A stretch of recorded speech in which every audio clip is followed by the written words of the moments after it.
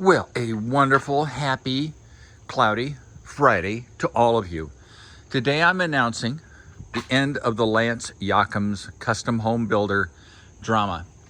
Yesterday, from about 2 o'clock to 5 o'clock, I had to go through the mandatory pre-jury trial arbitration. Now realize I didn't select a jury trial. That was Lance's decision to select a jury trial. Why? I have no idea. But he wanted a jury of 6. That's cool. But the judge, Judge Yang in Milwaukee County Courthouse, it is a requirement that you go through arbitration. And arbitration is handled by a retired judge. I think his name was Jim Kiefer. That's correct. He was a judge in Waukesha County. I think he's been retired for a couple of years. And it was all good. So we met at 2 o'clock and we did a Zoom call. So I was not present with Lance and his attorney, Tom Hoffbauer. And my attorney, Anthony Murdoch, was at his office. So we, this is the first time I've done Zoom. I know it makes me seem a little silly, but what can I say? It was the first time. So the discussion started out with the arbitrator, Jim Kiefer, former judge. I guess you're always a judge, aren't you? So like if you're a doctor, you're always a doctor. Or if you're president, you're always president. You're still referred to as president. Or if you're a colonel in the army, you're still a colonel. You don't lose your title. But I digress. So Judge Kiefer, retired Judge Kiefer, spent about 5 minutes with me and with my attorney, sort of explaining the ground rules. And the ground rules in essence are, or were, that he would like to see this case not go to court. He doesn't have a personal investment in it. He doesn't feel strongly either way. His role is to allow this case to be settled before it has to go to court. And of course, I think that's been our goal all along. Now realize we've been at this for 2 years.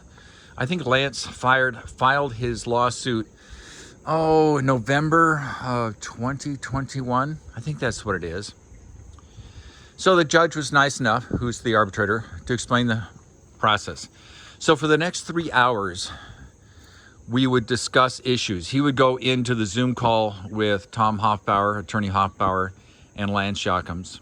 We were not privy to that conversation. It was just the arbitrator. Then he would come back and talk to me and to my attorney, Anthony, and we'd have a long discussion. So what we discovered, at least I think this is what happened, it's somehow Lance and his attorney, and we don't know why this happened, lazy, stupid, ignorant, I don't know what word to use to describe it. Those would not be the words I would use to describe it.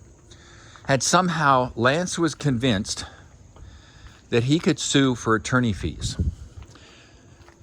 Well, the arbitrator, Jim, the judge, came back and tried to advise me that, listen, I could go to court, we could have the trial, and I could lose attorney fees.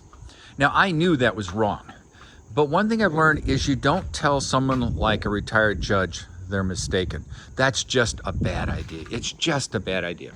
But I knew my attorney, Anthony, would, once the judge got done with his 5 minutes advising me why it was in my best interest to settle now, because I could lose the attorney fees which Lance had paid for. And Anthony, my attorney, once the judge stopped talking, mentioned the fact that that's not true. The lawsuit which Lance filed almost 2 years ago prohibited asking for attorney fees. Now, why did Lance's attorney, Tom Hoffbauer, tell the judge that that was a possibility? Don't know. Like I said, it could be laziness, it could be lack of professionalism, lack of preparation, misunderstanding. It's anybody's guess. But Anthony and I both surmised that once the arbitrator went back into his Zoom call with Tom Hoffbauer and Lance Jochims, and advised them that in fact they could not recover attorney fees. Suddenly the whole mood shifted. And instead of being resistant to coming up with a settlement, suddenly things just melted away. Now realize, why didn't this happen? That's the question. Why didn't this happen a year and a half, 2 years ago? Well, because at that time we didn't have a judge mediating or arbitrating. Our first mediation was with the Metropolitan Builders Association, and that guy there was just a contractor who volunteered to do mediation, not legally trained. So the difference was we had a judge, an attorney, who was speaking to two attorneys, and he understands the process. I think this is a key difference.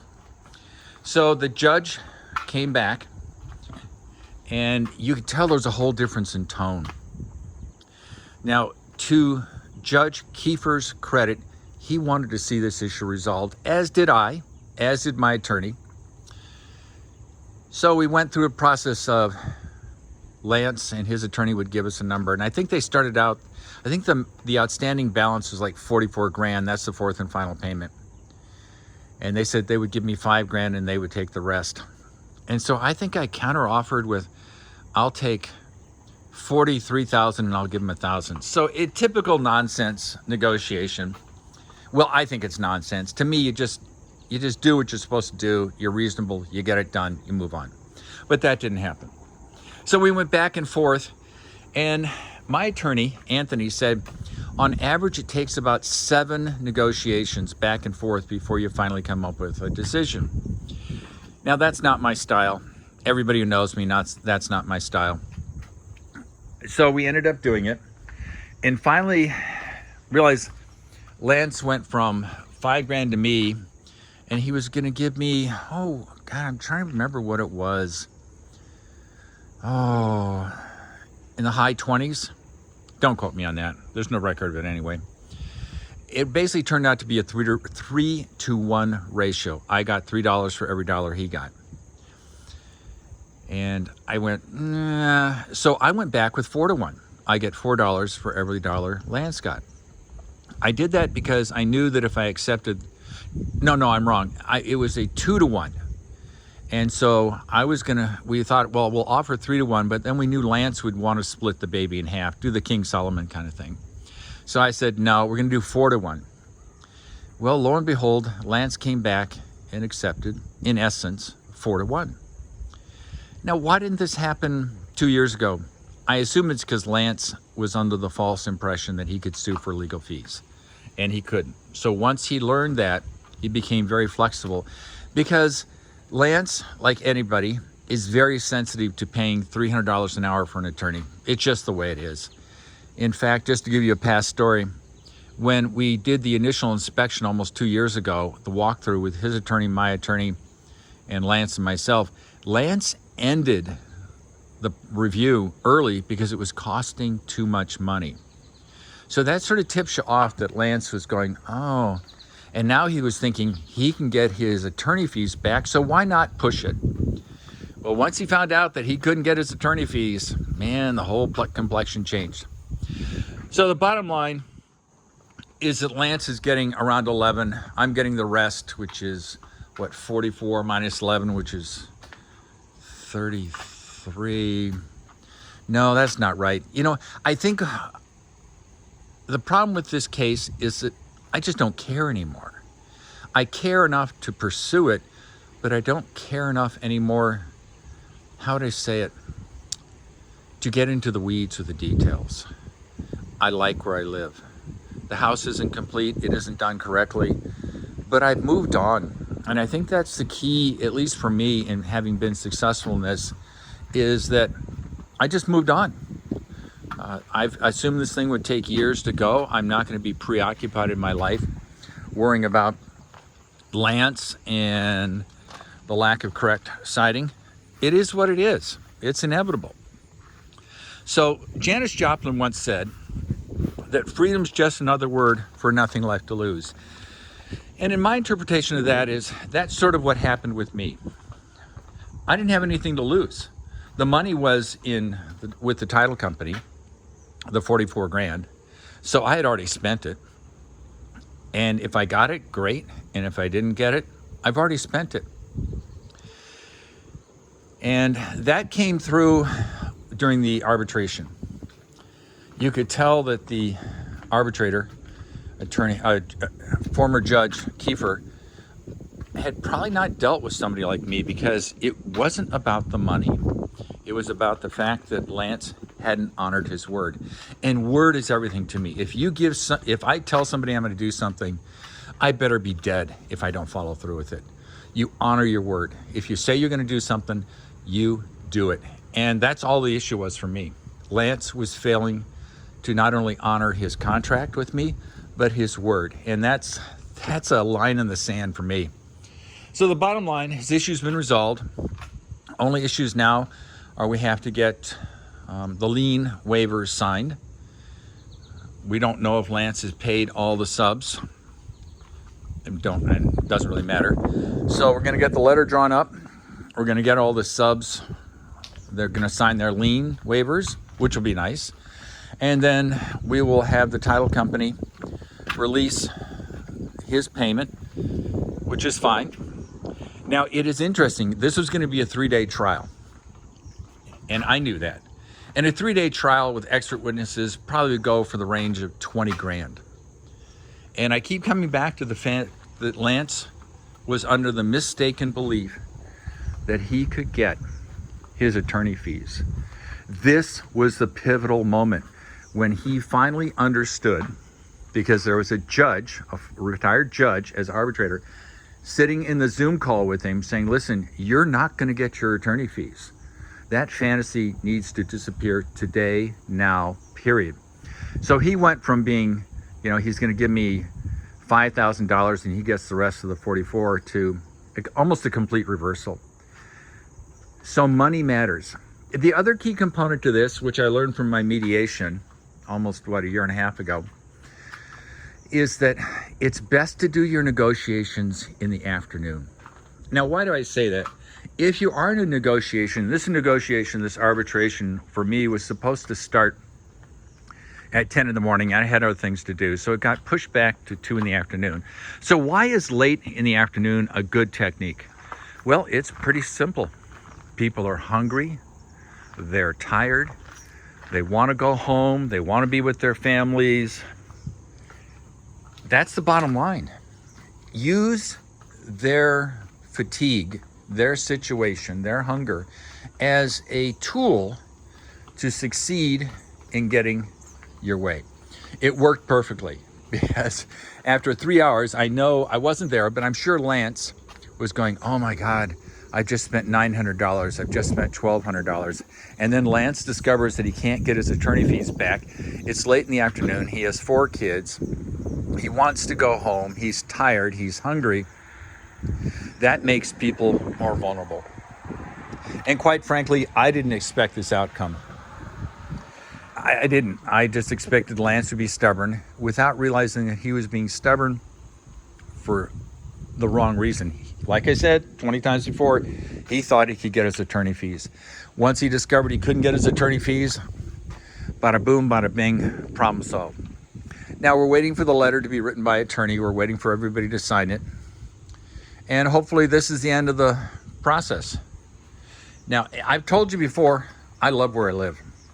I love Wisconsin, except of course in the winter. I think the house is awesome. Everybody who comes by and sees it likes the house. There are some niggly bits. All houses are like that. I know what they are. Most people can't see the problems, but I can see them. And life goes on. So I'd like to thank everybody for living this journey with me. Those of you who've watched, I really do appreciate it. I hope you've learned something from it. I have. And what I've learned is contracts really don't mean anything. It's your word that means something. And I didn't suspect that Lance was the kind of person who didn't honor his word. I just don't think, it never occurred to me. When I first met him, I thought, yeah, it seems like a reasonable guy. And there were no complaints anywhere I could find. I researched him, etc., etc. So I accept personal responsibility for things not working out well. I think that's just the best way to do it. and it has worked out well now. So make sure that you understand what your opponent thinks is reality. Had we discovered a year ago, or a year and a half ago, that his attorney, Tom, was under the mistaken belief that they could recover attorney fees, I suspect this would have ended a year ago. But it didn't. We avoided going to trial. For me, it was never about the money. It was about honoring the contract, honoring his word. I don't enjoy negotiations, never have, never will. And if you don't enjoy negotiations, follow that tip. Make sure everybody understands what the real issues are. Don't let them get distracted. Make sure you start in the afternoon, that you're well fed, you're comfortable, and you're not in a hurry. You don't have to get home for the 4 kids. That people in your life understand that you may be going 3 hours, 4 hours, 5 hours, and be willing to pay the freight. Don't let the $300 an hour with your attorney dictate your willingness to give up on negotiations. Because I wasn't willing to give up. My attitude was, if it takes another 2 hours, that's fine. I'm at home, I've got a kitchen, I've got food. So it worked out well. So back to the weather. It's about 65 degrees, it's cloudy, it's supposed to rain a little bit. That would be nice. It's a gorgeous day. Oh my God, what a gorgeous day. So we're going along with that process. It actually was a wonderful day for other reasons, but I'll come in with another video. I'll reveal it now. I got my permit for my pole barn. Yes, you heard me right. My accessory structure, my pole barn. The construction hopefully will start next week, Tuesday. So I love you all. Thanks for your patience and time.